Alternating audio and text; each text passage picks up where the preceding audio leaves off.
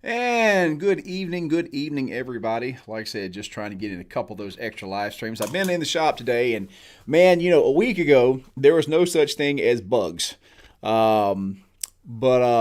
Yeah, holy crap, they are back in force. The other night, we got out there and I got like toted off. I was excited to be able to do a live stream from the shop, even though we lost the feed a couple of times simply because of that poor laptop I have out there running everything.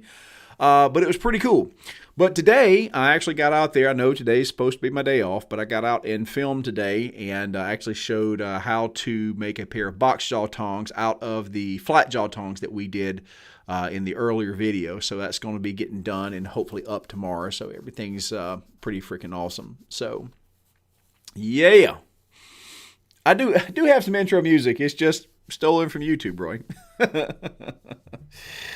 All right. Well, like I said, this evening was actually going to be in conjunction with the videos I was doing today, and I think I'll have a shop tip that comes out about it. But I always like discussing this stuff on the live stream as well, because it's always good to reinforce those points and have an opportunity to actually talk about and expound upon what I mean. So if you guys happen to be, like I said, one of my fantastic, wonderful supporters from the other day, and you actually got to come in and watch one of the tong making classes we did the other weekend, you saw me do something that I have not done a lot actually on the recorded videos, and that was to use a hard modeling clay to actually show you how to make a tong before we ever got to live hot steel. And this is something that I don't think that I have really expounded upon. I don't think I can name any really well-known smith that's got a book or an educator who hasn't mentioned this. But I don't think it's something that everybody has touched on enough or really forced home. And that is something known as hard modeling clay, non-hardening modeling clay. Now, a couple books I've read, I think Mark Asper's as well, which I always mention him. In Roy's book, as soon as he gets through writing it, right, Roy? Everybody mentions hard modeling clay to figure out what you're going to do in steel. But let me say that again. You can actually take a hard modeling clay and forge it as if it were a hot steel. Now, the good news is that it is, it's way softer, still stiff enough that it holds its shape very. You'll see what I'm dealing with here, right?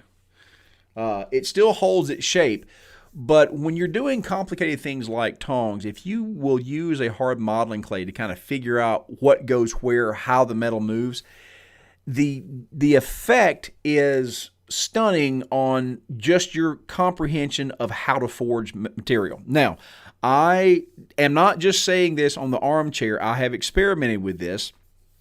This has been a couple years ago when I was teaching live classes back in the before time, before the plague. I gave one class about an hour to tinker with modeling clay and mallets. I gave them wooden mallets, modeling clay, and basically let them make some S-hooks and some leaves in the modeling clay. Now, of course, they were, much larger than, the small pieces they were going to do. But by using that modeling clay, they got to try it out 4 or 5 times before they ever went to hot steel. And I compared that with the next class that I did not give the modeling clay to. We just went through the same exact theory, and then I turned them loose on the forges. The difference was staggering. The people that had a chance to use the modeling clay, there's a mosquito in the damn house. These things are unreal. Why is this happening? Where is there an open window? Hang on, you son of a... Roy, close your ears. This is going to be a very non-Christian thing I'm going to say. Anyway... the difference between the two was absolutely stunning. The folks that had the chance to work with the clay almost always got their piece really close to perfect on the first try. The people that did it in the steel took 3 or 4 attempts. Now, wildly, the number of attempts to get to a good piece was the same, but you could substitute the attempts in clay for the attempts in steel. And I've even used this to actually figure out how much material that I needed to make hatchets with, and it's really good stuff. So the stuff that we're going to be looking at is the particular brand that I found, I believe is known as Plasticine Clay. Plastolina, I can't ever get that right. It's not C4, I assure you. Plasticine. I think that's actually a brand name. Let's bring this up. Let's go to the review screen. Review screen. Review screen. Okay. Plasticine. Yeah. Okay. Apparently that is the thing. What you are looking for, I think, let's see. See, this is weird. So Plasticine's apparently a brand name, and Plastolina modding clay. I think this is the stuff that I got. It's going to be Plastisomething clay. It is an oil-based, non-hardening clay. You can get this stuff at any of your craft stores. You can get it, like I said, Michael's, Hobby Lobby, places like that will usually have a big line of this stuff. But let's go with this one right here, because this is very close to what I got. Plastolina. Boy, there's like 8 different spellings of this stuff, but here's what you want. This stuff is not terribly expensive. It comes in several different colors. Black usually works very well. I have to use something a little bit lighter simply because I'm on camera. For your purposes, it doesn't have to be. Let's see. It comes in, I think I got the 5-pound blocks, and they're pretty good size. And this stuff is really stiff. Do not think that it is going to be Play-Doh. It's not Play-Doh. It's very, very stiff stuff. But it forges really awesomely on the anvil itself. And so when I made these tongs, I was able to show the guys, hey, I'm working on this. I'm going to mash it here. I'm going to mash it here. And the other amazing thing is the fact that because it moves faster, it lets you see the process kind of from a top-down perspective. Because when you're working steel, look, steel doesn't move fast. So over 4 or 5 heats, you're kind of having to imagine, what has happened over those 4 or 5 heats. And sometimes it's not easy to see. When you start using clay, it happens in a couple of blows. So it really allows you to see the complete change in the material in a very short period of time. And for some reason, that just makes everything a lot easier to grasp and understand. So it's not expensive. Like I said, $15 for 5 pounds. And the stuff does not harden. It does not go away. And so 5 pounds will be plenty for any beginner. The only thing that I will tell you, and this is one thing I have really wanted to do, get a rolling pin, because oftentimes you want to be able to get this into bar stock. Now, what I mean by that is, let's say that I'm going to be using some 3/4 inch square. Now, I can just use a square piece and go through the motions, whatever size. It can be 2 inches thick of clay. But sometimes if I'm getting really specific, I will actually roll the clay into the same bar stock size that I am using in real life in steel. So if I'm using a piece of 1/2 inch by 1 inch, which again is one of our very common steels that we use for our tongs, I will actually roll it out to 1 inch by 1/2 inch. So it's a 1-to-1 deal. And I cannot tell you the educational value that's going to be in that clay for you. In fact, I'm probably going to end up doing a couple of videos showing how easy that stuff is to use and why you should have it. But again, every blacksmith knows about it. I think somebody mentioned that Joey Vandersteeg had done some in Damascus, and everybody's figured out how to do the layers and the different colors. I never did that. I always was terrified, even with my Play-Doh, because I wanted my blues to be blue and my reds to be reds. The thought of actually mixing my Play-Dohs caused me physical angst and pain back in the day when I was a kid. So I don't ever mix my Play-Dohs when I do that. So the colors have to be clean and pure. Anyway, All right, so Plasticine Clay, and I'm sure there's several other brands here. Let me go back over here. But the thing that you're really looking for is that it is oil-based and it's non-hardening. Now, they've got some stuff that is absolutely, that looks the same, looks identical. And I'm screaming again. Forgive me, guys. Again, I'm used to being in front of the crowd. I've had to, as I said in the video the other night, I'm so used to speaking to a crowd. I get here in front of the camera that's 2 feet from my face and the microphone that's 6 inches from my mouth. And I'm talking like I'm talking to the entire crowd out there on the show. You know, there's an argument he said that I may have not been able to go do a performance in too long because I just can't turn the volume down. So sorry about that. Sorry about that. Yes, Trent was a very damaged young man. There's no two ways about it.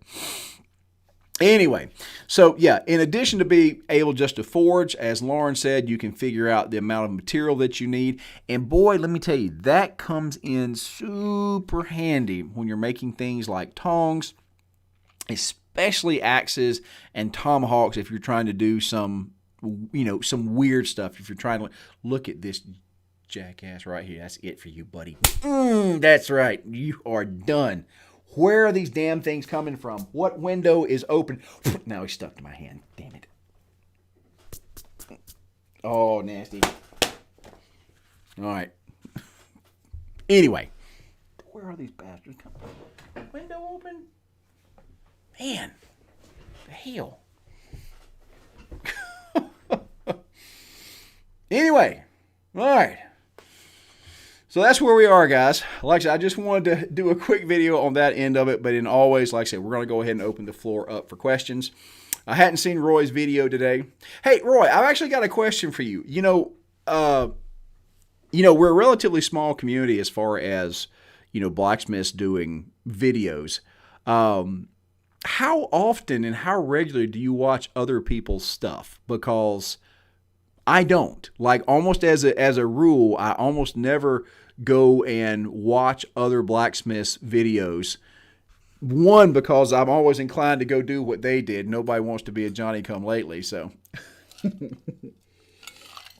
But like I said, I almost make a point to avoid watching other smiths' streams. Still 3 months away from mosquitoes here. Oh, no. No, they landed on our face. It was great.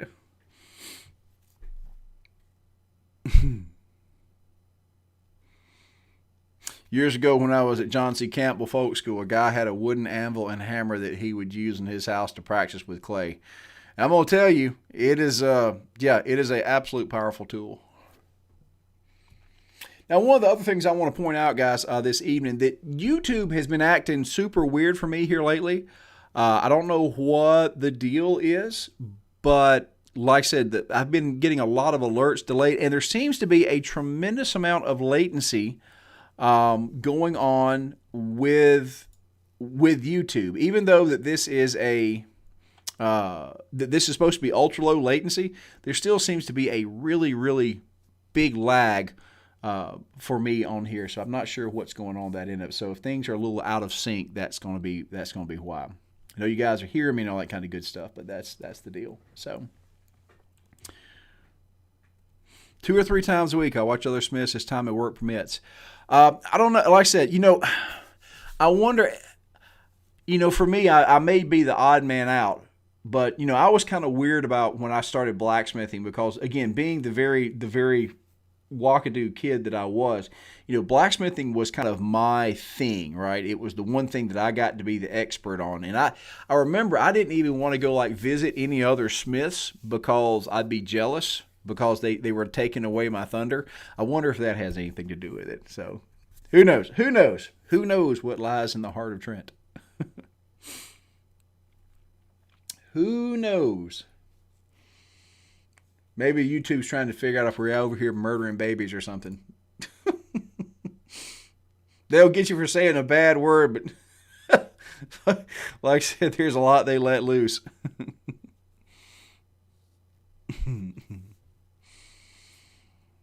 All right. Let's see, what else we got here? There's one other thing I want to show you guys.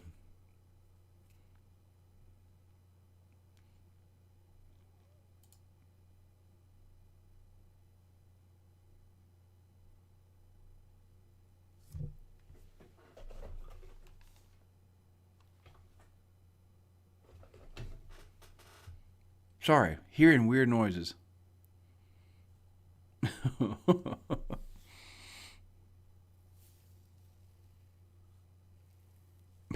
No. All right.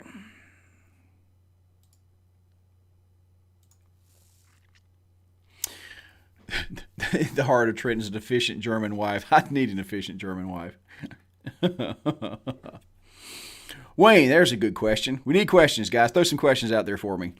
Wayne Morey with Castable Refractory. How many inches should I have to retain heat? In general, when I'm doing Castable Refractory, 2 inches is kind of standard.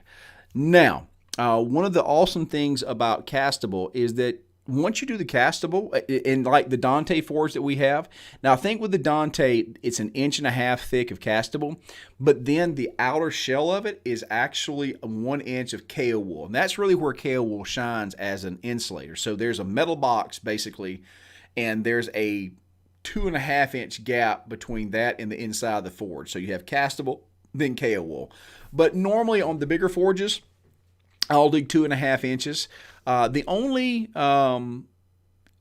only drawback with Castable, especially the hard Castable, there's usually 2 flavors. There's going to be an insulating Castable, which is kind of crumbly, and then there's going to be a hard Castable, which is like rock. The insulating Castable is not nearly as dense, but it has better insulation properties.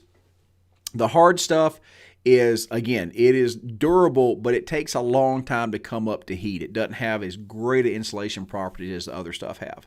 One of the other things that you might be surprised to hear is that a lot of the old industrial furnaces or forges, and hey, you guys, you got to remember that our gas forges are late to the party. If you remember the Axe video that we reviewed, those forges were most likely Castable Refractory. They were a fire brick or Castable. And so understand that these high-end forges have been around since the 1900s. All this crap that we're coming up with KO wool and everything else, it really evolved on its own. It is not the industrial solution. Castable frac and fire brick has been. So for a very long time. So yeah, but anyway, usually 2.5 inches on my stuff is the best way to go with. All right, Christian George, Trent Roy, have y'all ever thought about doing a friendly comparison video? I mean, like with like a measuring tape.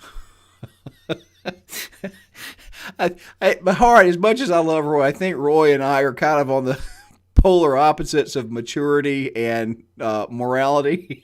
I'm not sure how well that would work out. I'd corrupt Roy.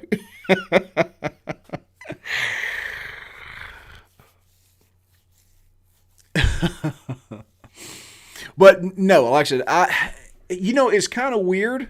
Like I said, I don't think, Roy, I think we may have spoken once. Like I said, Roy's been kind enough to come over and hang out on the stream again, doing his part to support other Smiths. But, it's tough to get out of your own circle, especially with me being down here in the middle of nowhere. Now, if I was like closer to some other Smiths, that makes it a little bit easier. But doing over the internet's kind of weird. I mean, I'd be absolutely open to it, but it's kind of weird. Adam Kerr, here's one for you, Trent. I made my forge with 3/4 inch KO wool. Then I used pre-mixed refractory cement. Let it air dry for a week and then baked in the oven, starting low and upping it. Halfway go. Oh, the temp to 100 degrees every hour. Everything seemed okay when I fired it up the first time. The inside got all bubbly, lumpy, and warty as my mother-in-law. Any idea why? Most likely, well, here's the deal.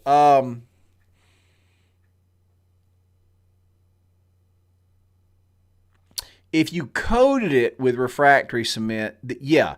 So again, here's the problem, guys, and this is kind of the weird thing, and I'll say this again: this K-wool crap, these forges that coming out, they're made out of K-wool, are just absolutely not good forges. They're not durable. They don't last. You don't go to an industrial setting and see these types of forges. So they need to be sealed, but when you're trying to paint K-wool with a thin layer of refractory, it cannot take the heat, right? It's just not good. So it's one of those situations of how do I make my paper airplane waterproof, right? There's things you can do to help, but at the end of the day, there's nothing you can do to make it good. And that's kind of one of the ways that I really look at K-wool forges. Will they get hot? Yes.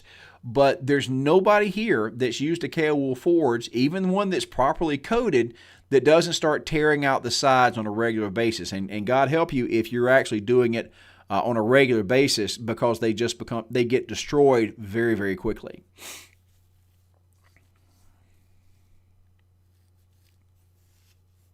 I was going to ask if you recommended K-wool. K-wool is never for direct contact with the fire. In an ideal world, in my mind, it's never for direct contact. Now, wrapping fire brick and actually being a barrier between the fire brick and the outer shell, yes. But for direct contact with the fire, even coated, it's just no. And of course, there's silicosis. And this is the other thing, guys. Even if you seal your K-wool, I always laugh because everybody says, well, it's sealed. Right up until you poke a piece of metal into the side of it, and then suddenly you just raked up all types of new fibers. It's just a bad idea. And now I want to say, well, nobody's been really harmed by silicosis, but no, there's a lot of stuff going around. And I think, unfortunately, we're going to see a lot more people suffering from that end of it, because it's just not a good deal. Not a good deal. Jeff Ding, I'd love to see both on a sofa. Jeff, that's not a blacksmithing type of video. That's a very different type of video when there's two dudes on a sofa. Oh, man. Ronald Kirby, where can I find your email address about refractory and ribbon burner? Mr. Kirby, you can find that on TrentonTide.com. That's got all the contact info you should need. Law, this is more like 3/4 of an inch to 1 inch of cement over K-wool. So, Adam, a lot of that refractory that premix is not meant as a castable. It's usually meant as a mortar, which means it's going to be thin in between the bricks. It's never meant to be thick. So, most likely, what happened is the moisture was still not out of it. But again, it's not castable. It's not designed to do that. It's normally used as a mortar.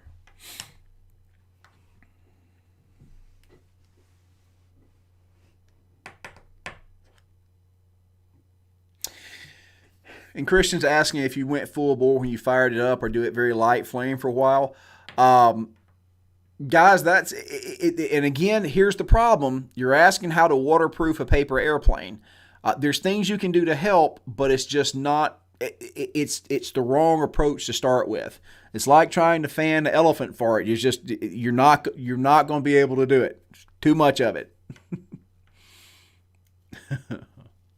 Wayne Morey, I have some mystery metal that I want to harden. Is there a particular measurement that I need to test it?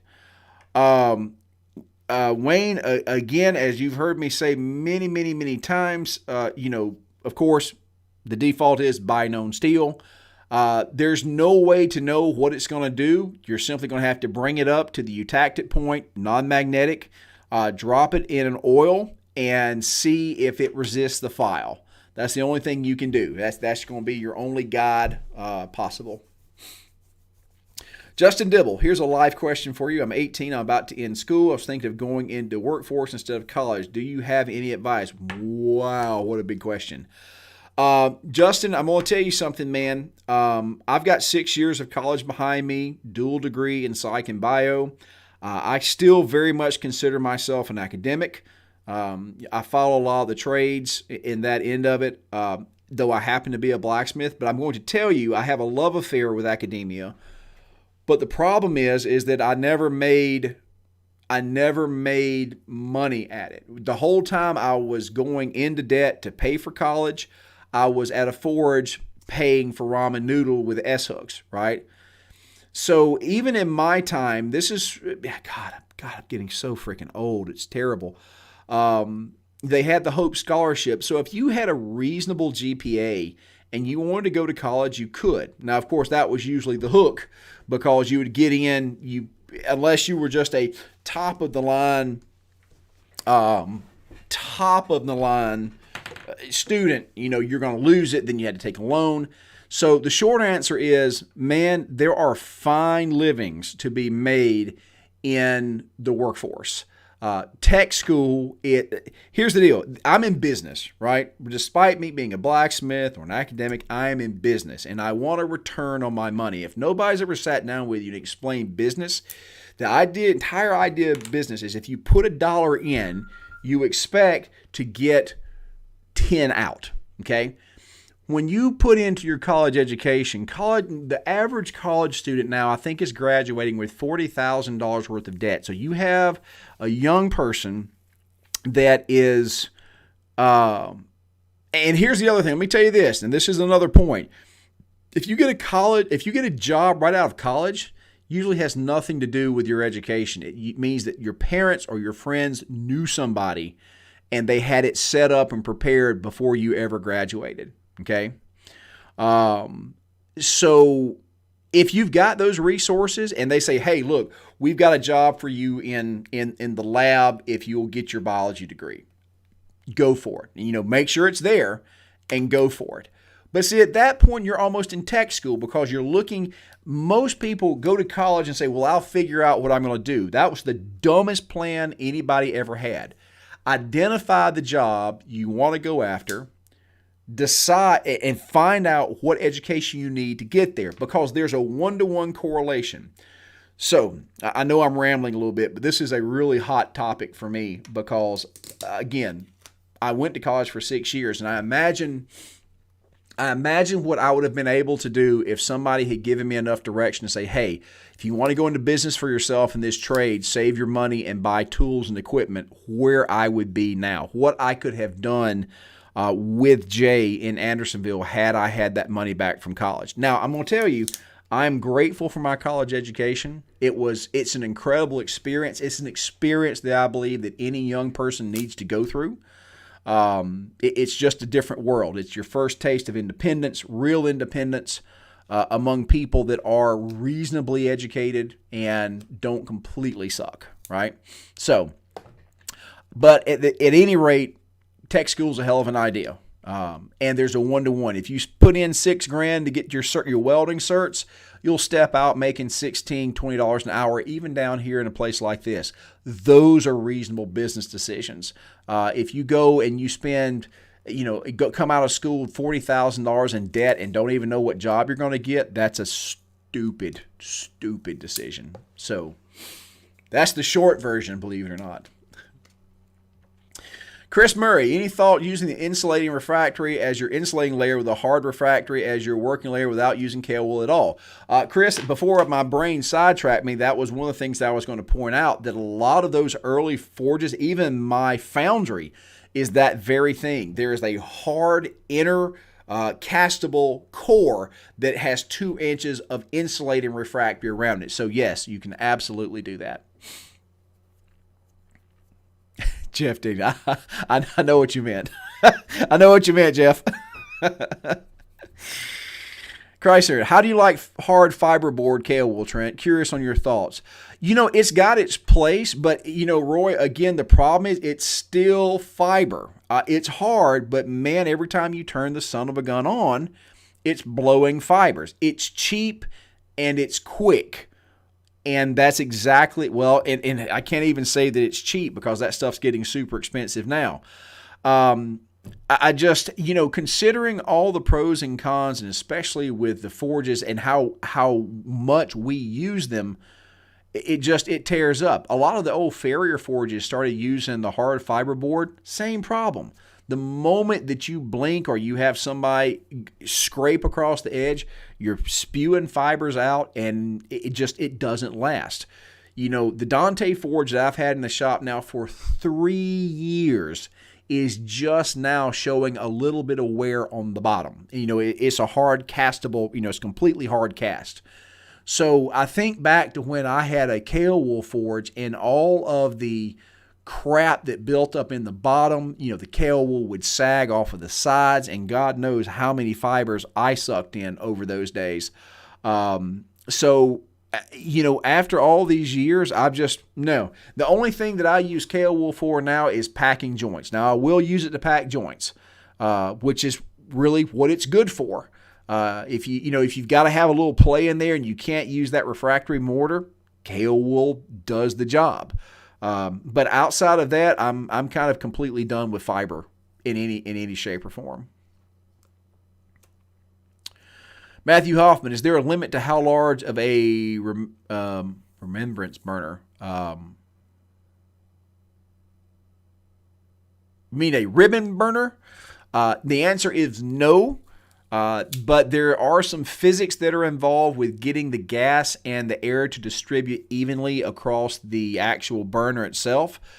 For example, I have a 60-inch forge in the shop, and I actually have 4 10-inch burners, ribbon burners, on it. So you have to break it up, but so there's... No, there isn't. There isn't a limit to the size of that thing. There are some practical considerations for that end of it. But you know, when you get a burner face, and I made one that was 4 inches by 12 inches, and that was a big enough burner for a 55-gallon drum. So Dario's already headed to bed. Dario, be good, man.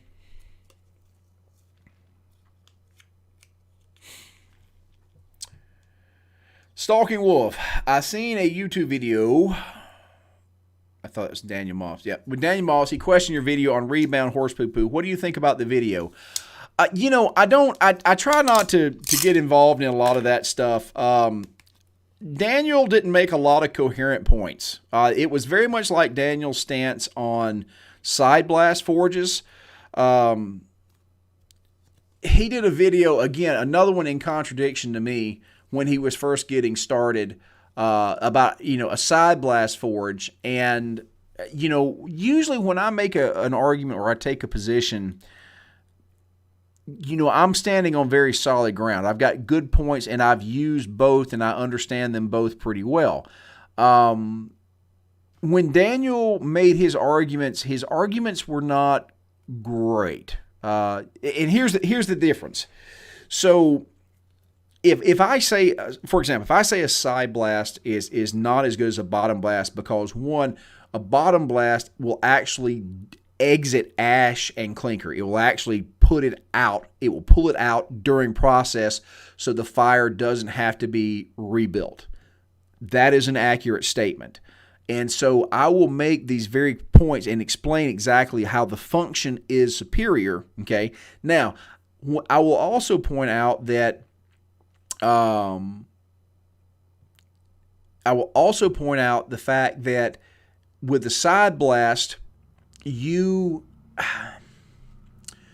fire never stays really in the. Well, actually, that's not a good. All right, hang on. I'm trying to make sure that I get this right, because Daniel sees this. I want it to be explained.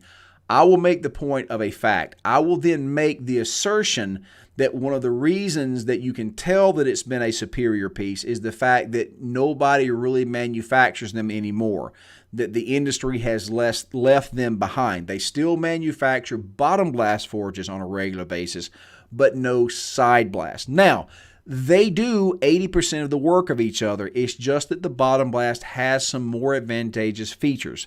Side blast forges got us to where we are for 2,000 years. They just don't have the extra advantages that the bottom blast does. So now I can't draw you a direct reason. That's my opinion, because it's kind of an evolutionary deal. Those things that just don't do the job and don't make the money as well tend to fall behind and aren't propagated. So, but the fact of the matter of how it dumps ash and it cleans the fire is not up for debate. So, I didn't think he made a lot of great arguments on that point. It was a little bit more sound and fury. So, and I'm always open to other arguments, right? And here's the other thing. A lot depends on what you're doing in your shop, right? There may be very specific equipment that has a particular feature that helps you in your specific project that may be an advantage where it wouldn't be in anything else. So there's a lot of wiggle room, but in general, I didn't think Daniel made good points. So, yeah. Decent fella, good fella, but bad points on that end of it. All right.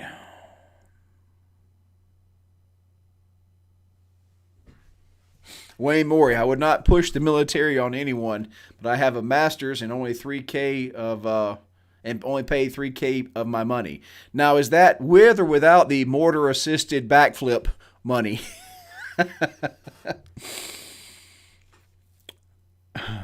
Justin Dibos, think of going to be a pipe fitter. Justin, I'm going to tell you something. With the infrastructure that I believe that this country is going to be putting together here very shortly, that they better be putting together, there's a fine living to be made there. And you won't ever have to look for a job. Most of the people, there's a Tulsa welding school down in Florida. Most everybody that graduates usually has a job before they graduate.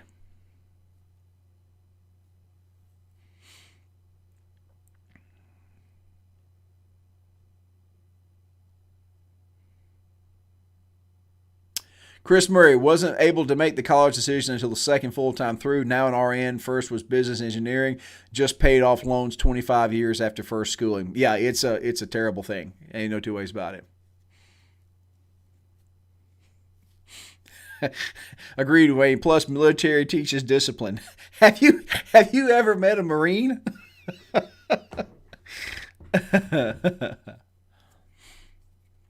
Matthew, is there an upper limit to the thickness of your insulated refractory? Well, there's technically no, but when you start getting over 3 inches for forges of our size, it's not going to do you a whole lot of good.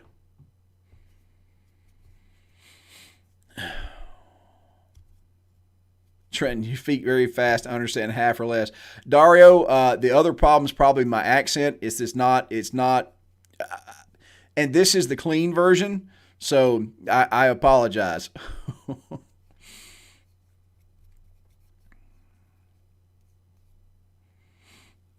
Remembrance, Burmer.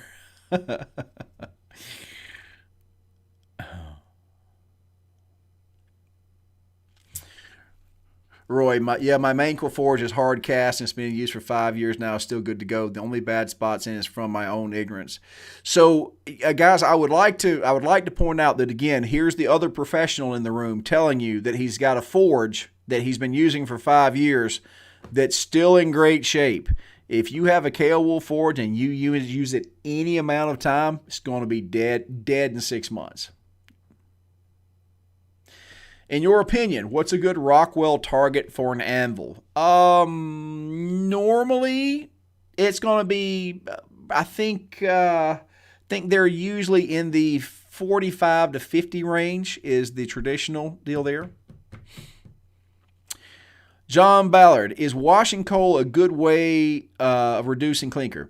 By the way, I got your book and I like it so far. Thank you, Mr. John. I appreciate it. I saw that post earlier about washing the coal. So if the coal has a lot of, and this was, I was somewhat, the explanation on that was that I washed it and the result was immediate, and I am unconvinced, I guess would be my thing. If there's dirt in coal and you wash it out, yeah, there's going to be less crap in it. I mean, that's just, common sense. But if there's dirt mixed in with the coal, unless you could actually get the clay or the stuff to suspend and then pour the water off of it, first of all, where are you getting such dirty coal, right? Because the coal usually comes straight out the mine. There's usually not a lot of dirt in it, if I remember correctly. I've never had a problem with excessive dirt in my coal, so I'm actually confused by the question, to be honest. And again, this is where, and guys, and listen to me when I always talk about epistemology and how do you know what you know. Remember that the plural of anecdote is not evidence. Okay, and I would really be curious to see a batch of his raw coal burn for 15 minutes and a batch of his washed coal burn for 15 minutes. Because again, unless he's just literally got dirt floating in all of his coal, I mean, he said it was just a tiny bit that formed in comparison to this. I'm not saying he's wrong. I'm just saying I'm unconvinced. I'd have to see it. I really would.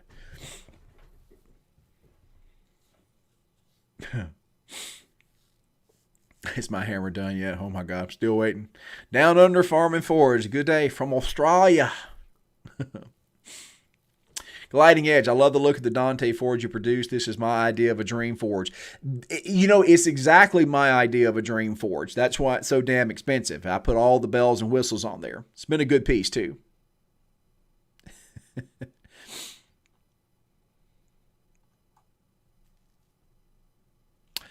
Any recommendations for a place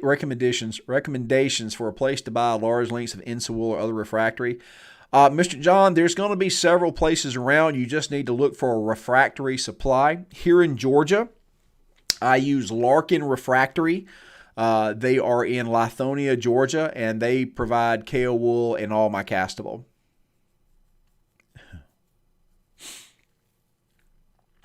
Redmond, my forge is made out of soft fire brick. It works fine, but it's deteriorating fast. It is great because it heats up fast, but isn't durable. My next forge will be cast of hard brick base.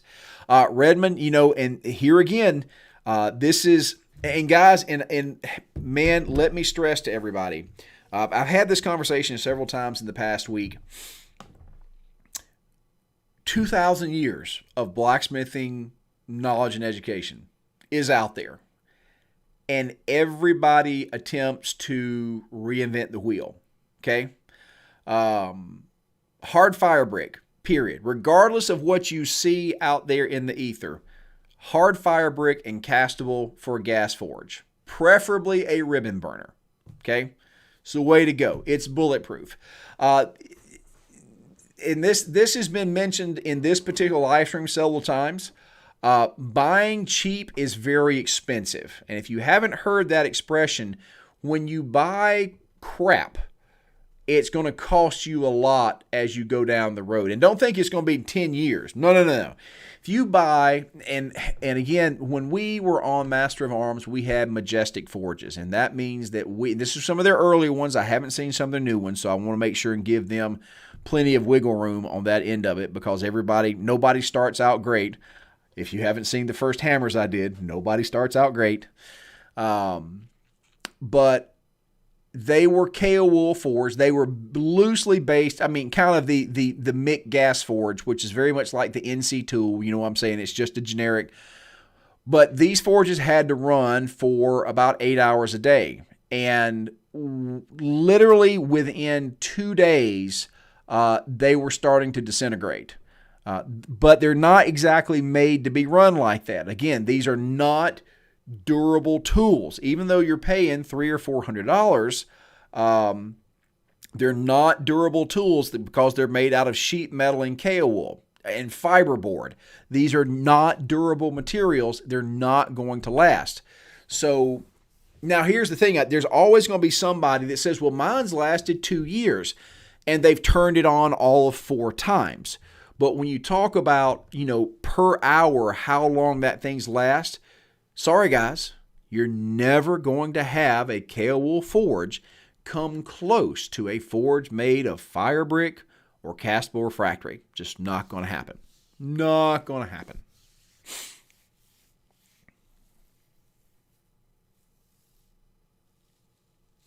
Down Under, I wish we could get cast forge down here. KO was pretty much the only option. Down Under, I'm gonna tell you, I would almost tell you I'd eat my underwear if there wasn't Castable Refractory available in Australia. You got to have it. It's an industry mainstay. It's got to be there. Look up something called EconoCast 30. Here, let's do this. I don't want to take up too much time here, but let's see. Go over here. Let's go to our screen. All right, let's go here. Let's see. EconoCast 30, Land of Spiders.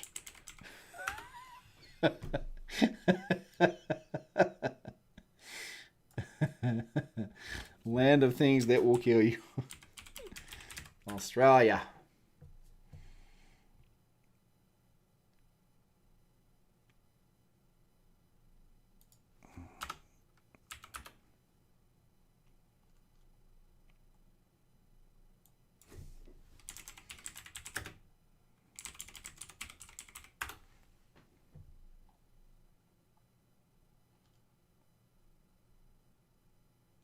All right, let's see. Here we go. Refractory cements in Sydney and Melbourne.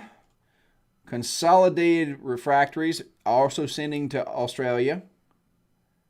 Here we go right here. Take a look.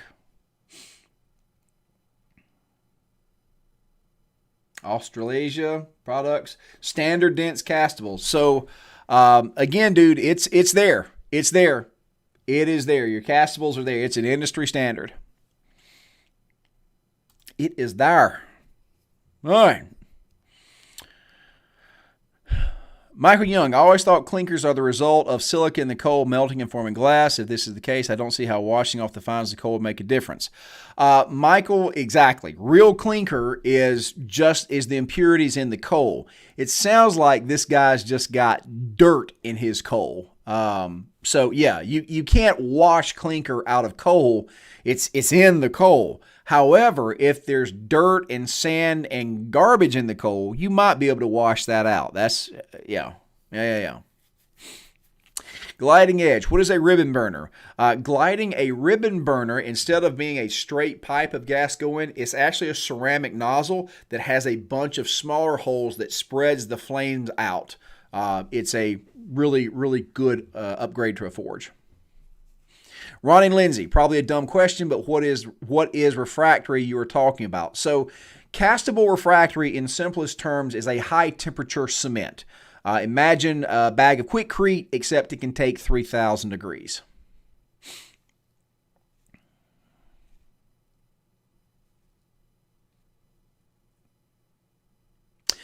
Roy, did you did all your peanut blades in a hard brick gas forge, if memory serves right, and that's a professional shop day in, day out? Yes. I put a bed of fire brick down first. I had some 4-inch thick hard fire brick, and the entire top plate, which was 20 inches wide by 60 inches long, was cast 2.5 inch. So that thing has been running for 9 years now. Never replaced it.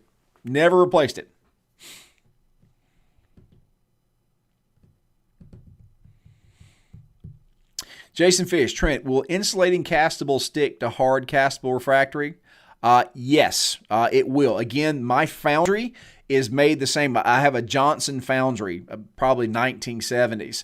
There's a hard inner core and then 2 inches of insulating refractory in a steel shell.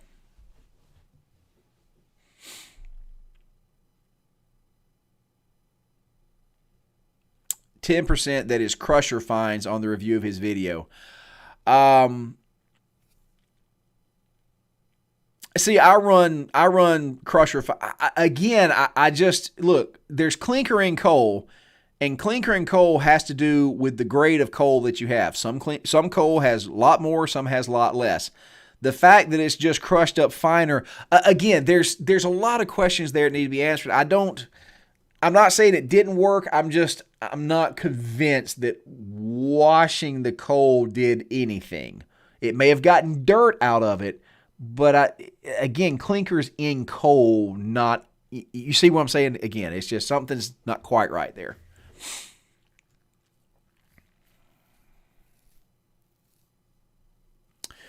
Light hammer. Know exactly what North Carolina Forge insulation is. Their rep says weighs back in line with SDS for some. Fiber vision crap. It was just breaking down just like kale wool, but all the BFB PhD says it doesn't need coating.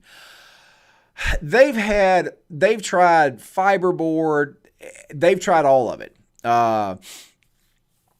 It's all essentially the same stuff. It all sucks, right? It all sucks.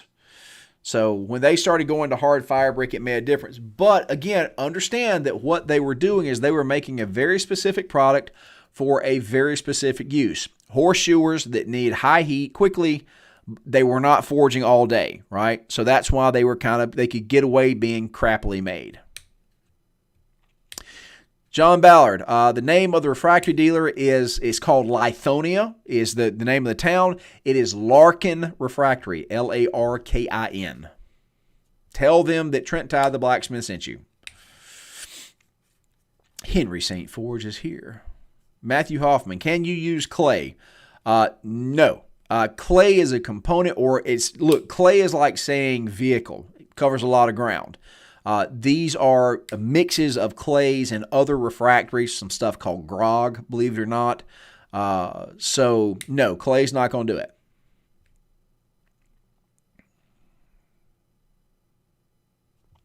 I'm pretty sure I got a chain link forge weld. It might have just been burnt together, but it stuck. Congratulations, Selwyn. Congratulations.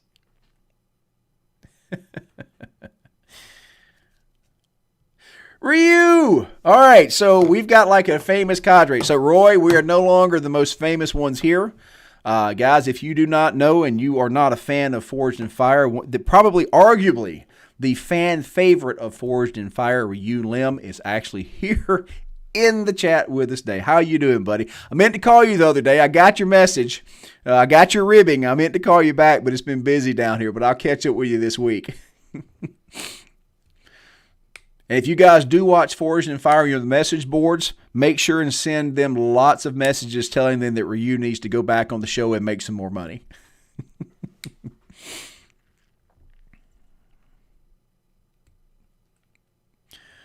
Wayne Moore, where can I find a power hammer? Wayne, you need to first figure out what type of hammer you're looking for, and then I can give you some advice.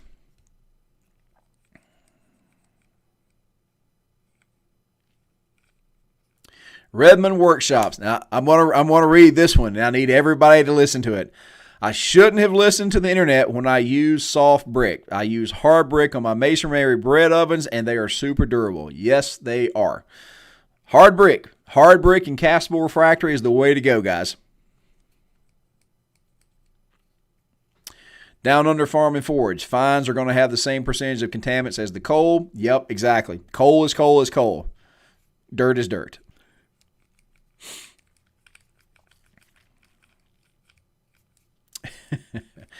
Thanks to the above answer, Trent got an old Whisper Mama a year ago and relined it and been running it ever since. Might make something better this summer. So my first forge was a Whisper Mama. Now here's the deal. You can cast those plates in the Whisper Mama. Last forever.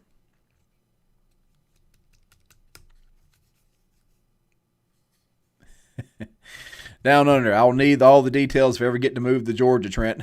Dang travel bans.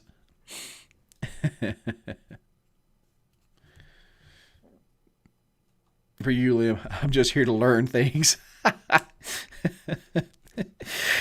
Ain't a lot I'm going to be able to teach you, brother.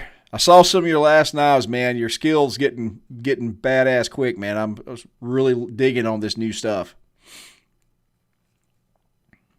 John Ballard, Japanese spring hammer, Japanese Toshi, large wet grinding where to find? Nah. You're not. You're probably going to have to build. And here's the other thing, guys, and I'm going to stress this. If you're a medieval reenactor or reenactor of any stripe, don't get hung up on the actual tooling before you know how to use it, okay? I've seen this so many times. In fact, in my book, I mentioned these people. And again, please do not take this personally. I'm trying to help you, but in the 25 odd years that I have been doing this, there's always the guy that will not use a modern tool because I want to do it the old way.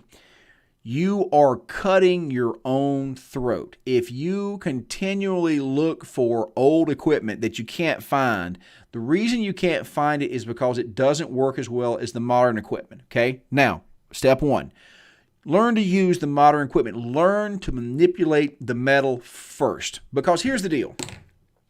You give me old crappy tools that no longer exist because they're just not useful anymore, I can use that tool because I have a tremendous amount of experience and raw ability. But that is what we call backwards compatibility. If you're starting out, you don't have that. So you are literally, you have not good knowledge, you don't have a lot of good skill, and you're using bad equipment that you're probably going to have to make yourself, which means it's probably going to be bad equipment. So if you have a theme, that's cool. But if you're wanting to learn, do not cut your own throat by trying to work with bad equipment first. And this is a common mistake. Use good equipment. Use the modern stuff. I'm going to tell you, and I was you.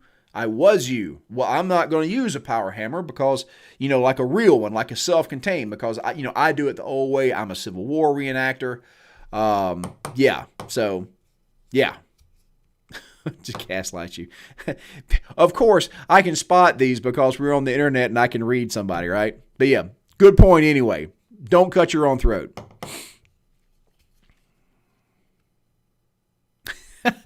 Mark Goggin, I ended up putting an inch of refractory over the wool of my Devil Forge 5000. Again, so at that point, the forge itself is almost pointless. That's like having a peanut butter sandwich and burying it with a pot of spaghetti. What's the point?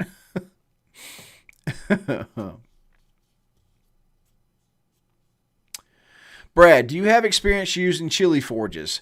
I have, and guys, and this is, I don't want to get myself in trouble. Look, when I saw Forged in Fire doing what it was doing, and I knew that there was going to be an onslaught of this stuff, I wanted to make a forge because I wanted to get out there and start selling some, right?